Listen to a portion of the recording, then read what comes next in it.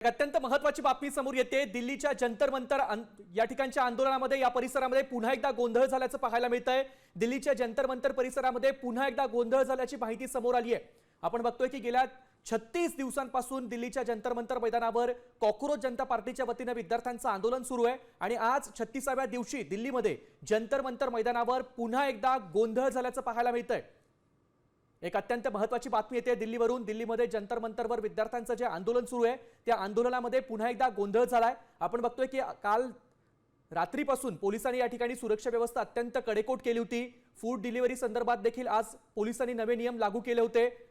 या ठिकाणी अन्नपदार्थ चेक करून पाठवले जात होते आणि आता दिल्लीच्या या जंतर मंतर परिसरामध्ये विद्यार्थ्यांच्या आंदोलनामध्ये पुन्हा एकदा गोंधळ झाल्याची बातमी समोर येते।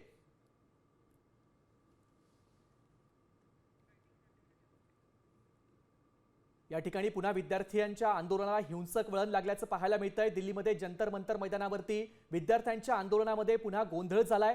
काही वेळापूर्वीच कॉकरोच जनता पार्टीचे अध्यक्ष अभिजीत दिपके यांनी आंदोलकांशी चर्चा केली होती, आंदोलकांशी संवाद साधला होता। आज दुपारी 2 वाजेपर्यंत केंद्र सरकारनं धर्मेंद्र प्रधान यांच्या राजीनाम्याच्या मागणीच्या संदर्भामध्ये विचार करण्यासाठी वेळ मागितला होता आणि धर्मेंद्र प्रधान यांचा जोपर्यंत राजीनामा होत नाही तोपर्यंत हे आंदोलन चालूच राहील अशी भूमिका आज देखील कॉकरोच जनता पार्टीच्या वतीने जाहीर करण्यात आली होती। आणि आपण बघतोय आता अत्यंत महत्त्वाची आणि मोठी बातमी समोर येते। दिल्लीच्या या जंतर मंतरवरच्या परिसरामध्ये पुन्हा एकदा गोंधळ झाल्याची बातमी समोर येते। शिक्षण मंत्री धर्मेंद्र प्रधान यांचा राजीनामा दिला नाही तर 20 जुलैपेक्षा जास्त मोठा मोर्चा आम्ही काढू असं आताच सीजेपीचे प्रवक्ते सौरभ दास यांनी सांगितलं होतं।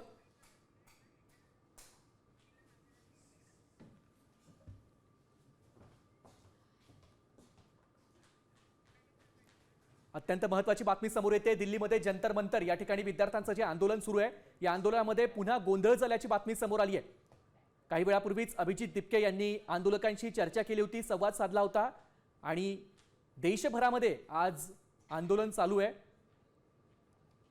याचा उल्लेख देखील त्यांनी केला होता आणि जोपर्यंत धर्मेंद्र प्रधान यांचा राजीनामा होत नाही तोपर्यंत हे आंदोलन चालूच राहील असं देखील सांगितलं होतं। दरम्यान या संदर्भात अधिक माहिती देण्यासाठी दिल्लीमध्ये जो गोंधळ झालाय या संदर्भात अधिक माहिती देण्यासाठी आपल्यासोबत जोडले गेलेत आपले प्रतिनिधी भरत मोहोळकर। भरत, आपण बघतोय की अत्यंत महत्त्वाची बातमी समोर येते। नेमकी काय झालंय जंतर मंतरच्या परिसरामध्ये, काय गोंधळ झाल्याचं पाहायला मिळतोय?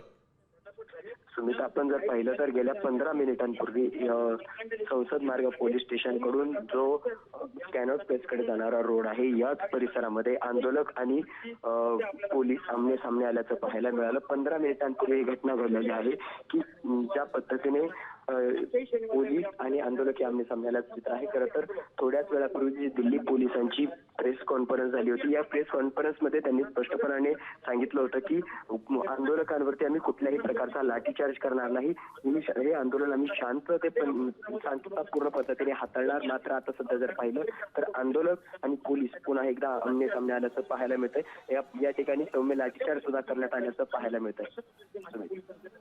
बरं, धन्यवाद तुम्ही दिलेल्या सविस्तर माहितीसाठी। तर आताची मोठी बातमी समोर येते। दिल्लीच्या जंतर मंतर परिसरामध्ये पुन्हा एकदा गोंधळ झालेला आहे। पोलिसांकडनं लाठीचार्ज सुद्धा झाल्याची माहिती इकडून समोर येते।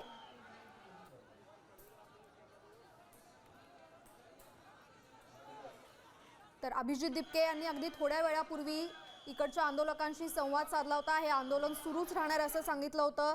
मात्र आता थोड्याच वेळापूर्वी 15 मिनिटापूर्वी दिल्लीच्या जंतर मंतर या आंदोलनाच्या स्थळी पुन्हा एकदा गोंधळ झालाय। पोलिसांनी आंदोलकांवर लाठीचार्ज केलाय, तसंच अश्रुधुराच्या नळकांड्या फोडल्याची माहिती सुद्धा समोर येते। त्याच्यामुळे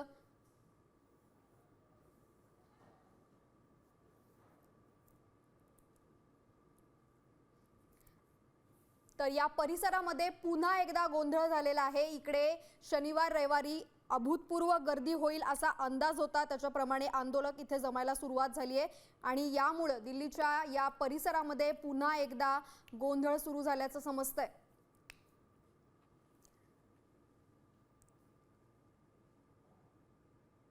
तर प्रधानांचा राजीनामा घेतल्याशिवाय आंदोलन थांबणार नाही असा थेट इशारा अभिजीत दिपके यांनी दिला आहे। आज खरं तर थोड्याच वेळामध्ये चर्चेची तिसरी फेरी सरकार आणि सीजेपीच्या प्रवक्त्यामध्ये होणार आहे। त्यानंतर काय घडतं, या बैठकीमध्ये काय होतं हे पाहणं महत्त्वाचं